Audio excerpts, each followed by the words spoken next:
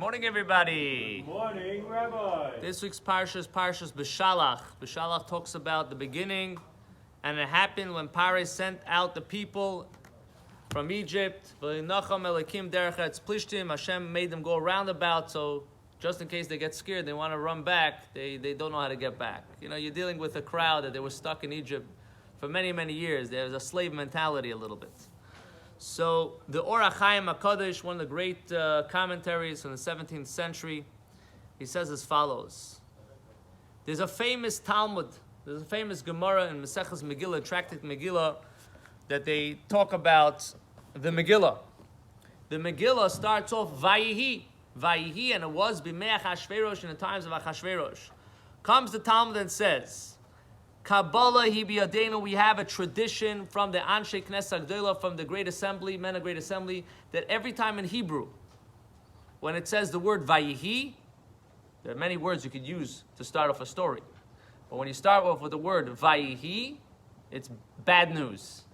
There was a problem, there was a tzara, there was a certain pain and suffering that's going to follow this story. Not a good situation. So the question, the Or HaChaim says, wait a second. If we go according to that, and the Talmud gives you like 20 examples of different places, Vayihi. So the Or HaChaim, he asks, says, wait a second, this parsha starts off Vayihi, and it was Beshalach Paro, when Paro sent out the nation. That's not a bad thing, it's a good thing. The Jews got freed, they went home. That's it, they're going to the promised land. Why is the Torah saying Vayihi, which is alluding to something that is kind of negative? So the Or HaChaim answers, Vayihi, when you look at the words, Vayihi, and it was Beshalach Paro. Who sent the Jewish people out? Not God. Paro sent the Jewish people out. Aha, that's the problem. Paro thought that he was doing it on his own accord. I am sending out the Jewish people because I decided. So once the Jewish people left, he was like, oh no, what did I just do? I lost all my my labor. All my free slave labor, right? So he started to chase the Jewish people because he thought it was his decision. It wasn't his decision. It was God's decision.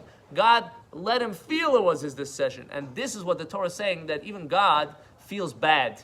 Because of Paro thinking he sent out the Jewish people, he thought he has the power to chase them.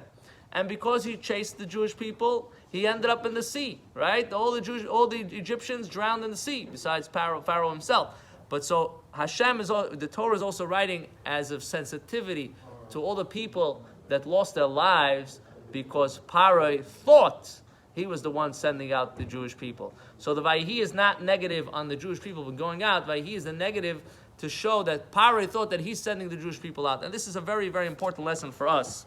A lot of times things happen to us in life, and we can point the finger, it's because of him, and because of him, and I'm going to get him back, and I'm going to get her back, and it becomes a whole commotion, a whole operation, payback time. And I'm not going to let this, and you have to know that things happen because Hashem makes it happen. Hashem is the one calling the shots. This person is just the messenger. And if you know that, you're not going to get caught up with the details, and you're going to see the bigger picture. Vayihi here became negative because Paro thought he was running the show. A lot of times in our lives, we could learn to give up on something and let it go if we know it's not really that person or the situation that made it happen. So Hashem help, we should remember that it's Hashem that runs the world, and then you won't have Vayihi, but you'll have joy and happiness every day of your life. May it be so. B'karav mamish. Amen.